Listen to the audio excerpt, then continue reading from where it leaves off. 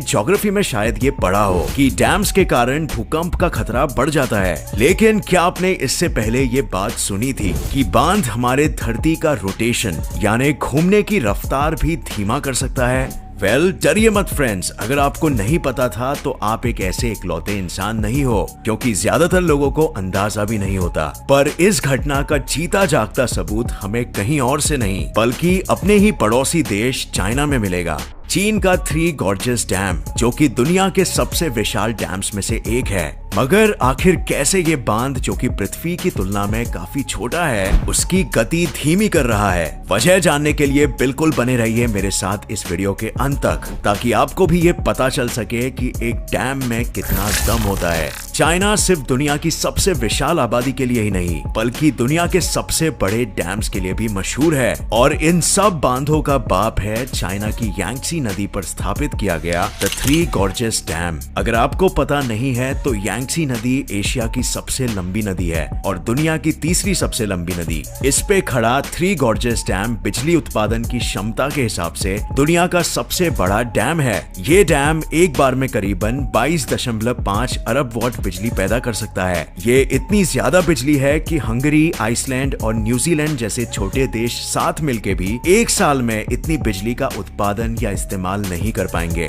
Three gorges dam के द्वारा पैदा किया गया हाइड्रो इलेक्ट्रिसिटी अकेले ही चाइना की 1.5% ऊर्जा उत्पादन के लिए जिम्मेदार है। इस बांध के बनने के कारण चाइना में फॉसिल फ्यूल्स और कोयले जैसी एनर्जी सोर्सेस का इस्तेमाल 0.05% तक कम हुआ है। थ्री गॉर्जेस डैम करीबन 660 किलोमीटर लंबा और 1.12 किलोमीटर चौड़ा है, जिसका मतलब कि इस अकेले डैम में हम अगर 6 चंडीगढ़ जैसे शहर भी फिट कर ले तब भी जगह बच जाएगी। ये जानने के बाद शायद आपको आश्चर्य नहीं होगा कि इस डैम को बनाने का खर्चा 23 बिलियन US से भी ज्यादा था। यही नहीं, इस बांध के कंस्ट्रक्शन के दौरान चाइना के 12 लाख लोगों को बेघर भी होना पड़ा था। लेकिन इतना बड़ा बांध आखिर कितना पानी अपने अंदर समा सकता है? एक समुद्र जितना? आंकड़ों के अनुसार ये बांध 39 ट्रिलियन मीट्रिक टन पानी स्टोर कर सकता है, जो कि बुर्ज खलीफा के वजन से 80,000 गुना ज्यादा है। इस डैम के निर्माण में इस्तेमाल हुआ था 4,70,000 टन स्टील और 6.5 करोड़ टन कंक्रीट, जितना मटेरियल करीब 65 आईफिल टावर बनाने के लिए इस्तेमाल किया जा सकता है। लेकिन अब आते हैं पॉइंट पर। इन सब बातों का धरती के रोटेशन से क्या संबंध? आप लोगों ने फिजिक्स में इनर्शिया के बारे में तो पढ़ा ही होगा। ब्रह्मांड में हर किसी चीज के पास मास होता है और हर चीज में मास होने के कारण वो चीज अपनी गति में बदलाव का विरोध करती है। इनर्शिया से ही जुड़ा एक और टर्म होता है जिसे हम कहते हैं मोमेंट ऑफ इनर्शिया।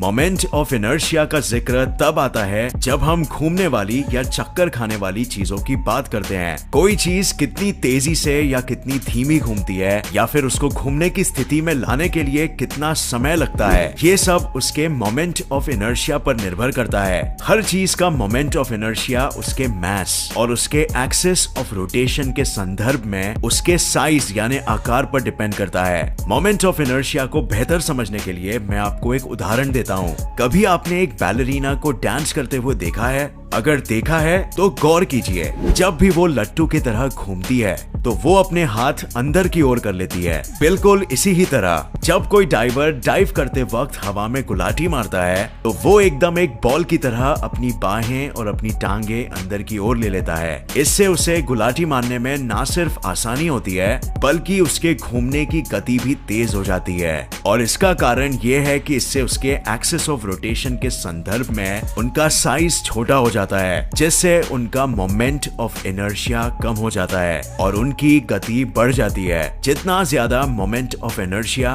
उतनी कम उनके घूमने की गति होगी, और जितना कम मोमेंट ऑफ इनर्शिया होगा उतनी ही ज्यादा उनके घूमने की गति होगी, जैसे हमने बैलरीना वाले एग्जाम्पल में देखा था। हमारी धरती भी अपने एक्सेस में रोटेट करती है और धरती का मास उसके ऊपर बनाई गई चीजें जैसे इमारतों पर भी निर्भर करता है। जितनी बड़ी वो इमारत होगी उतना ही हमारी धरती का साइज भी बढ़ेगा, बिल्कुल जैसे किसी बैलरीना के हाथ बाहर की तरफ निकले हो। लेकिन शायद धरती के वास्तविक साइज के मुकाबले उसका साइज ज्यादा ना बढ़े, लेकिन थोड़ा तो जरूर बढ़ेगा। अब अगर हम थ्री गॉर्जेस जैसा एक डैम खड़ा कर दें जो कि ना सिर्फ वजन में ही भारी भरकम हो बल्कि धरती विशाल भी हो तो क्या धरती के मोमेंट ऑफ इनर्शिया पर भी असर पड़ेगा? अब आप बिल्कुल सही दिशा में सोच रहे हो। ऐसी बड़ी इमारत के कारण धरती का मोमेंट ऑफ इनर्शिया बढ़ेगा, जिससे उसके घूमने की गति धीमी हो जाएगी। लेकिन अब सवाल आता है कि कितनी धीमी? धरती के रोटेशन के कारण हमारा हर दिन 24 घंटों का होता है, यानी कि 86,400 सेकेंड्स। लेकिन अगर हम थ्री गॉर्जेस डैम के होने वाले प्रभाव की बात करें तो कैलकुलेशंस के अनुसार हमारा हर दिन करीबन 60 नैनो सेकेंड्स तक बढ़ जाता है, यानी कि आज से कुछ 500 मिलियन साल बाद ये समय जुड़ते जुड़ते 4 घंटों में तब्दील हो जाएगा और 3 बिलियन साल बाद एक एक्स्ट्रा दिन में। और अगर तब तक हमारी धरती जिंदा रही और उस पर इंसान जिंदा रहे और उन्हें इस डैम के बारे में जानकारी हुई तो शायद इस एक्स्ट्रा दिन को थ्री गॉर्जेस डे के नाम से भी मनाया जाए। धरती की गति में इस बांध के कारण सिर्फ हमारा दिन ही लंबा नहीं होता, बल्कि हमारे पृथ्वी का एक्सेस भी शिफ्ट होते रहता है। इस शिफ्ट के कारण हमारे नॉर्थ पोल और साउथ पोल रोज 2 सेंटीमीटर शिफ्ट हो रहे हैं। और अब फ्रेंड्स, थ्री गॉर्जेस डैम के कारण हुए परिवर्तन छोटे जरूर हैं, लेकिन दुनिया में ये एक अकेला ही ऐसा डैम नहीं है। अकेले चाइना में ही करीब 87,000 डैम्स है,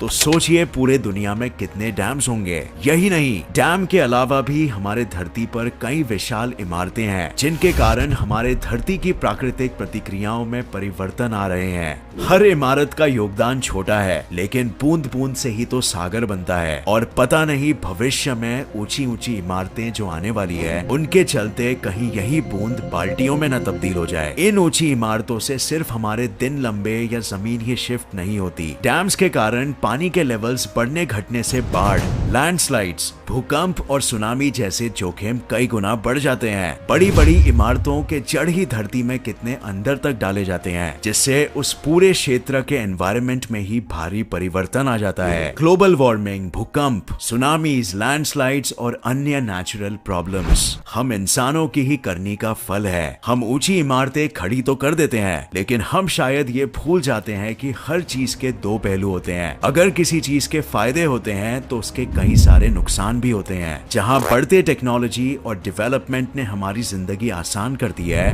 वही शायद हमारी प्रकृति और पर्यावरण को इसके कारण हानि भी पहुंची है। अगर पृथ्वी के गति जितने बड़े पैमाने पर भी एक इमारत का असर पड़ सकता है, तो एक छोटे पैमाने पर उस इमारत का क्या असर हो रहा होगा। मैं जानता हूं कि बढ़ती आबादी ने हमारे लिए ज्यादा ऑप्शंस नहीं छोड़े हैं, लेकिन हमें इस बात पर गौर जरूर करना चाहिए और अपने पर्यावरण को बचाने के लिए जितना हो सके योगदान देना चाहिए, बजाय ये सोचने के कि 60 नैनो सेकेंड्स का फर्क कितना मामूली है। ये मामूली शायद पृथ्वी के लिए हो, मगर हमारे लिए एक चेतावनी है। तो फ्रेंड्स, आज के वीडियो के लिए बस इतना ही। उम्मीद है आपको ये पसंद आया और इससे नया कुछ जरूर सीखने मिला। अगर आपको ये वीडियो पसंद आया तो इसे लाइक और शेयर करना मत भूलिए, और ऐसे ही साइंस वीडियोस के लिए इस चैनल को सब्सक्राइब करके नोटिफिकेशन बेल ऑन करना मत भूलिए। और मैं आपको नेक्स्ट वीडियो में मिलूंगा ऐसे ही किसी इंफॉर्मेटिव वीडियो के साथ। तब तक के लिए देखते रहिए और सीखते रहिए। जय हिंद।